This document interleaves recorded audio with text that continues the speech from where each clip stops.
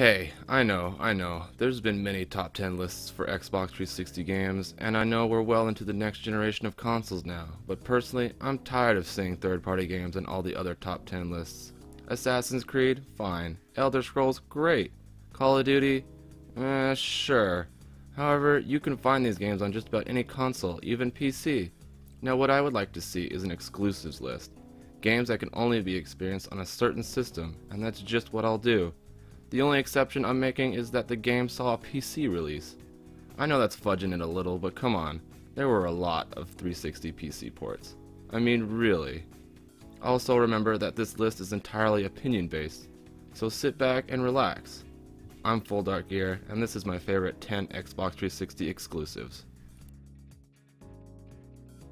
Kicking off our list at number 10 is Dead Rising, the first in a series which followed Frank West, who investigates strange events in the fictional town of Willamette, Colorado.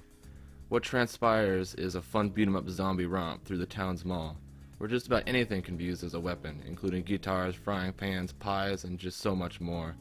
With future sequels adding co-op and weapon crafting, it's nice to see where it all started.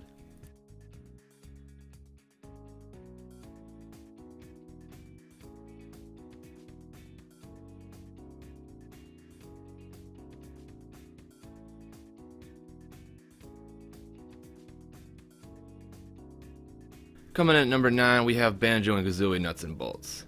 Now before you start breaking out the pitchforks and shotguns, let me preface with, should this have been a Banjo game? Probably not, but what's here is actually pretty fun. Personally, it's a beautifully colored game with an interesting build mechanic, where you can live out some of your fantasies of creating a tank that can transform into a sub, and then into an airplane, or whatever, to solve the game's many puzzles and challenges, albeit in a cartoony fashion. It's truly a shame the hate it gets because of the franchise it's tied to.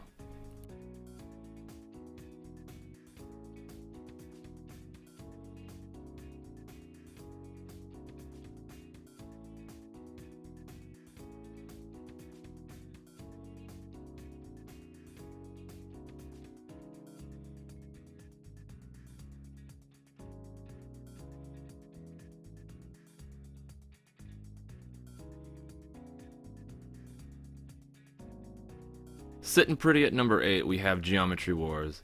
There's often debate in my mind whether Geo 1 or 2 is better, but honestly I go with the first one because of all the memories and time I put into it. Controls are great and it still holds up graphically and musically. For only $5, go pick this puppy up. What are you waiting for?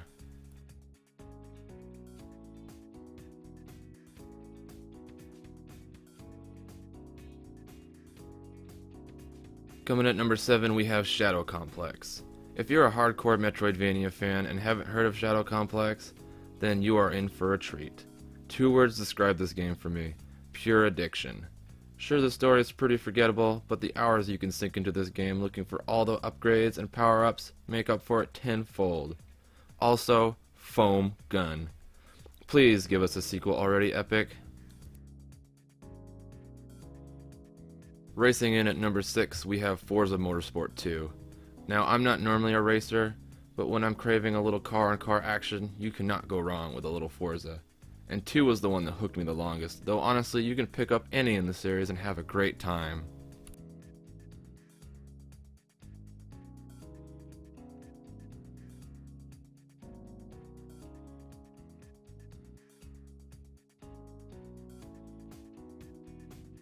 Number 5 is Gears of War 2.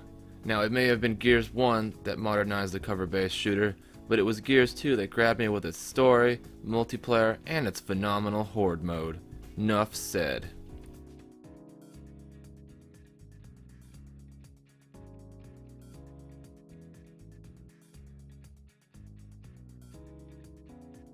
Number 4 for me is Alan Wake.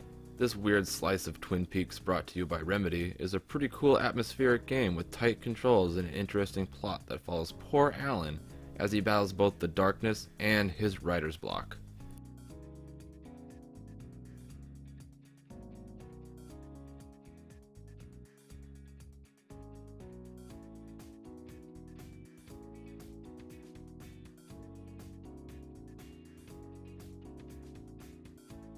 Coming at number 3, we have Left 4 Dead.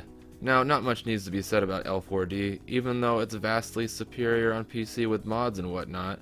That still doesn't change the fact that this is one heck of a blast. Great controls, fun co-op, fast action, and playing as the zombies.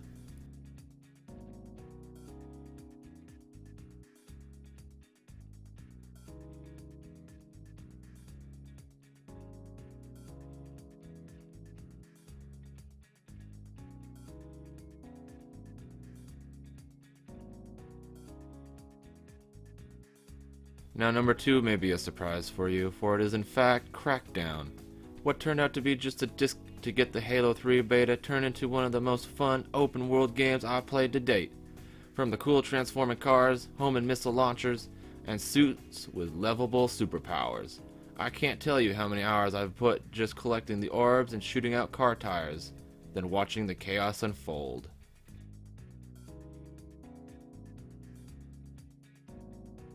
Now, before I get on to number 1, I would like to do a couple of shoutouts to a couple of great games that just didn't quite make the cut.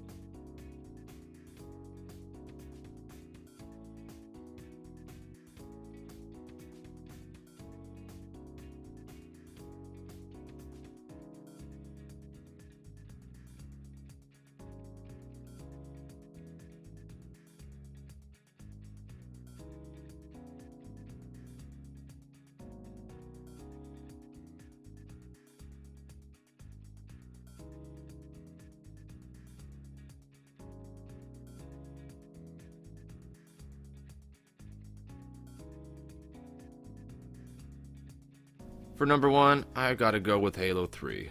Predictable, yes. Is there a little fanboy adding to this choice? Sure. Deserving? Heck yeah! Often argued to be the pinnacle of the Halo series along with its older brother Halo 2, Halo 3 offers a satisfying ending to the original trilogy, along with introducing Forge and a theater mode for all your viewing pleasure. Also, not to forget is the near pitch-perfect multiplayer that one could dump hundreds, if not thousands of hours into. Hey, if you enjoyed this video, please leave a like and a sub for support. It'd be much appreciated. This has been FullDarkGear here. Peace out, folks.